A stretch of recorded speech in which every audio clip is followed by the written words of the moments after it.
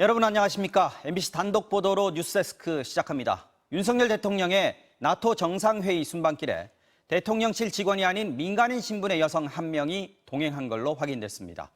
대통령 전용기를 함께 탄 건 물론이고 대통령 숙소였던 현지 호텔에도 투숙했던 걸로 드러났는데요. 먼저 이기주 기자가 단독 보도합니다. 윤석열 대통령과 김건희 여사의 첫 해외 순방이었던 지난주 나토 정상회의.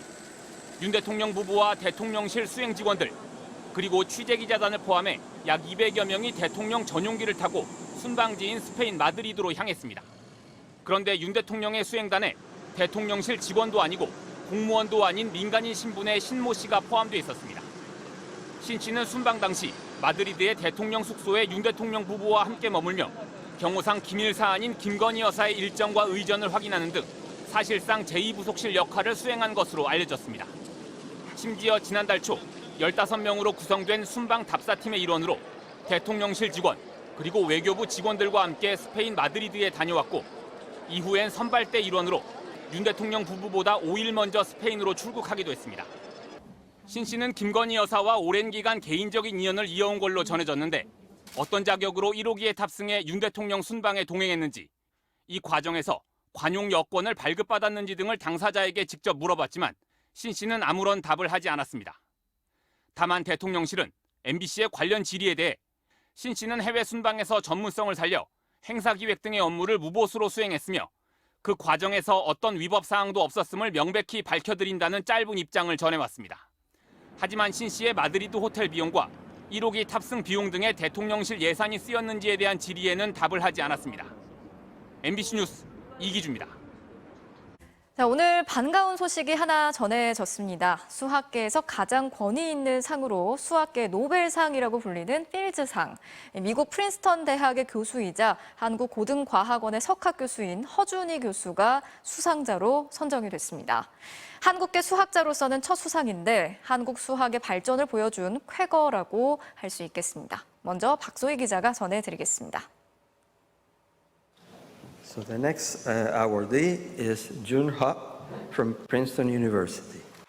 한국계로서는 처음으로 허준희 교수가 수학의 노벨상이라고 불리는 필즈상의 영예를 안았습니다.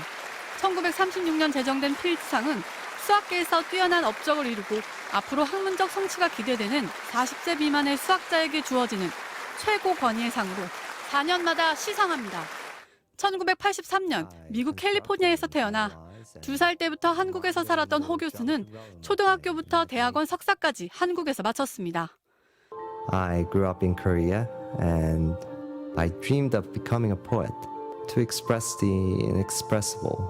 I eventually learned that mathematics is a way of doing that.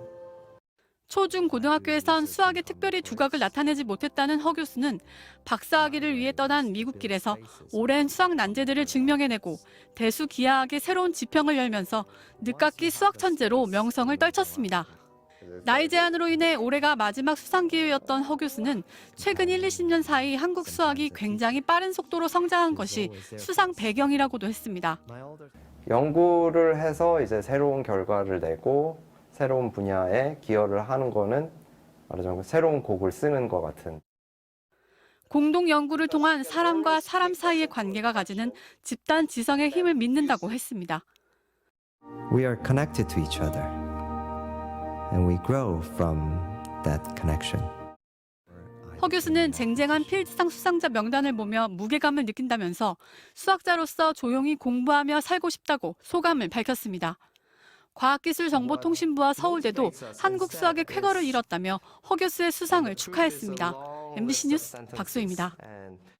네, 다음 소식 전해드리겠습니다. 6월 소비자 물가 상승률이 6%를 기록했습니다. 6%라는 숫자는 외환 위기가 있었던 1998년 이후 24년 만에 처음 보는 건데요. 이런 추세대로라면 올해 여름에는 7%가 될 거라는 암울한 전망도 나왔습니다. 먼저 이덕영 기자가 전해드리겠습니다. 개별 품목 가운데 가장 많이 오른 건 전기, 가스, 수도료입니다. 1년 전보다 9.6% 올랐습니다. 4월과 5월에 전기와 가스 요금이 올라서 그런 건데 7월 1일부터 오른 건 아직 반영되지 않았습니다. 하지만 물가를 이렇게 많이 끌어올린 주범은 따로 있습니다. 공업 제품이 9.3% 올랐습니다. 6% 물가 상승률 가운데 절반을 공업 제품이 끌어올렸습니다. 공업 제품이 이렇게 뛴 건 기름값 때문입니다. 1년 만에 40%나 올랐습니다. 외식 물가도 8%나 뛰었습니다. 갈비탕, 짜장면, 치킨, 김밥, 생선회가 모두 10% 넘게 올랐습니다. 농축수산물은 4.8% 올랐습니다. 수입 쇠고기 27%, 닭고기 20%, 돼지고기는 18% 올랐습니다.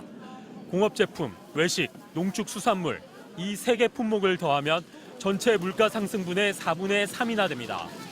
물가가 이런 추세로 뛰면 2달 안에 7%도 넘을 거란 전망도 나왔습니다. 만약에 이런 그 상승 속도를 유지한다면은 7%대를 보일 수 있는 가능성을 배제할 수 없습니다. 대외적인 물가 상승 요인들에 대해서 정부가 대응할 수 있는 그 수단과 폭이 작은 거는 확실한 것 같습니다. 소비자가 실제 체감하는 물가를 나타내는 생활 물가지수 상승률은 이미 7.4%를 기록했습니다. MBC 뉴스 이덕영입니다. 자, 이번에는 코로나19 소식 전해드리겠습니다. 꾸준히 감소하던 코로나 확진자가 약 넉 달 만에 다시 급증하고 있습니다. 당초 예상했던 것보다 확산 속도가 빨라지고 있는 건데 본격적인 재유행이 시작되는 게 아닌지 우려가 나오고 있습니다. 방역당국은 지금은 60살 이상을 대상으로 진행하고 있는 4차 접종을 확대 시행하는 방안을 논의 중이라고 밝혔습니다.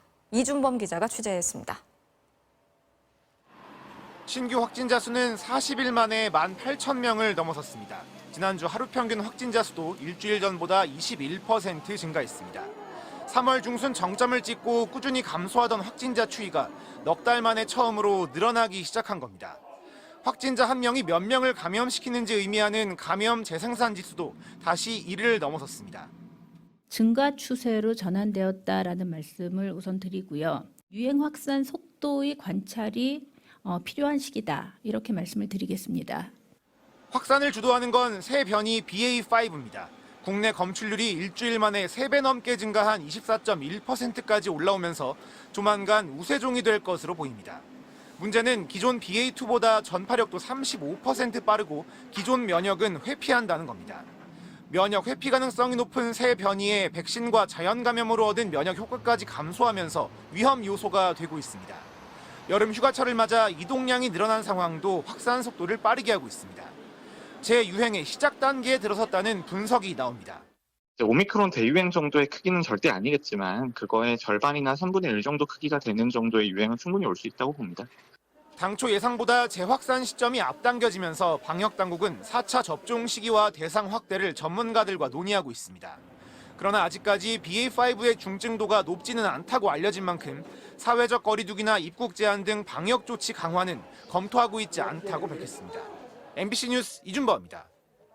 한동훈 법무장관이 취임하면서 부활시킨 검찰 금융증권범죄 합동수사단이 출범 한 달 반 만에 첫 수사 성과를 내놨습니다.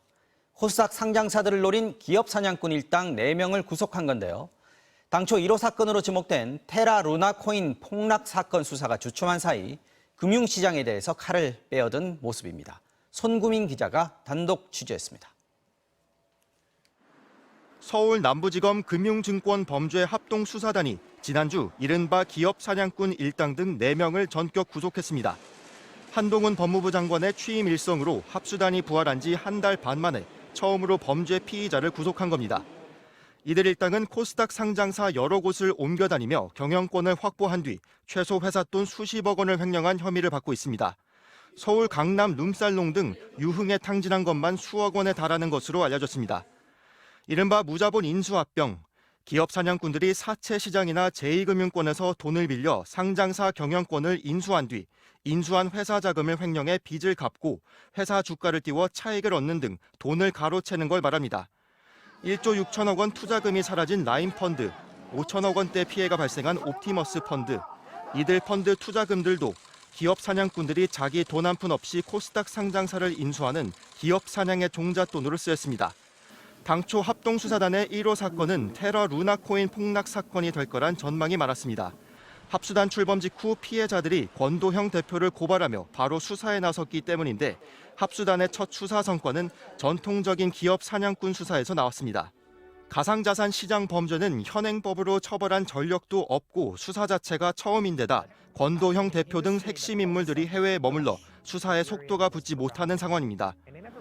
검찰은 남은 기업 사냥꾼 일당들을 추적하는 동시에 횡령한 자금이 정관계나 금융권 로비 등에 쓰인 것은 아닌지 확인하고 있는 것으로 알려졌습니다. MBC 뉴스 손구민입니다.